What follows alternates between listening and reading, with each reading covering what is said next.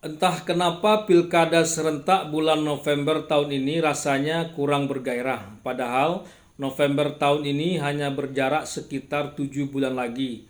Dulu saat pilkada belum serentak seperti saat ini, setahun menjelang pilkada saja, suasana politik lokal sudah sangat bergairah dan ramai. Bahkan bisa jadi jauh lagi sebelum itu. Kini 7 bulan pun belum terlalu terasa. Satu dua orang saja yang mulai bergerak. Itu pun karena pada pemilu serentak kemarin, mereka ini umumnya tak ikut alias tak menjadi peserta pemilu. Artinya mereka belum habis, mereka baru mau mulai. Tabungan dan aset masih penuh dan utuh, tenaga juga masih fresh, sedang mau-maunya. Baik yang terpilih sebagai anggota dewan, apalagi yang kalah, sama-sama letih dan benar-benar terkuras habis, terkapar. Yang terpilih hebat betul, mau bertarung lagi, sementara yang sudah diraih hendak ditinggalkan pula, mundur. Yang tak terpilih lebih hebat lagi karena masih mau bertarung di tengah tenaga, aset dan tabungan yang sudah terkuras habis.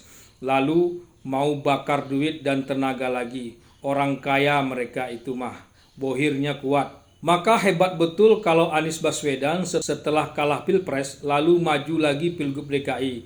Banyak uang dia, kuat fisiknya. Memang ada juga calon dalam pemilihan langsung ini yang kita dengar justru banyak duit saat maju meski kalah.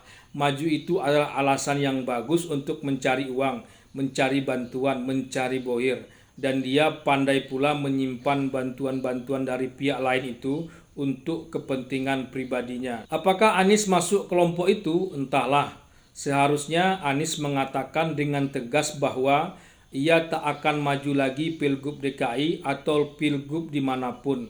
Bukan mengatakan rehat sejenak, jeda atau tutup buku dulu, baru kemudian dipikirkan langkah selanjutnya. Sebab dengan mengatakan itu berarti memang sesungguhnya Anies ingin maju lagi Pilgub DKI kalau ada parpol yang memang secara sukarela mendukungnya. PKS kabarnya sudah tak mau lagi mendukung Anies. Justru PKS meminta Anies mendukung kader internalnya yang akan diusung. Nasdem agaknya masih mau mendukung Anies. Berkoalisi dengan PKB rasanya belum cukup kuota untuk bisa mengusung satu pasangan calon.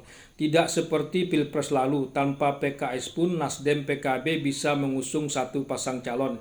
Jadi posisi PKS pada Pilgub saat ini lebih kuat ketimbang Pilpres lalu. Intinya pemilu serentak dan pilkada serentak yang terlalu berdekatan ini rasanya kurang bagus dipertahankan dari segi waktu sebagai setting pemilu kita di masa depan. Minimal janganlah pada tahun yang sama diadakan pemilihan serentak seperti pemilu dan pilkada saat ini. Selain bakal calon yang sudah letih dan terkapar, masyarakat pun terlihat kurang bergairah terlibat lagi dalam proses pemilihan langsung seperti ini.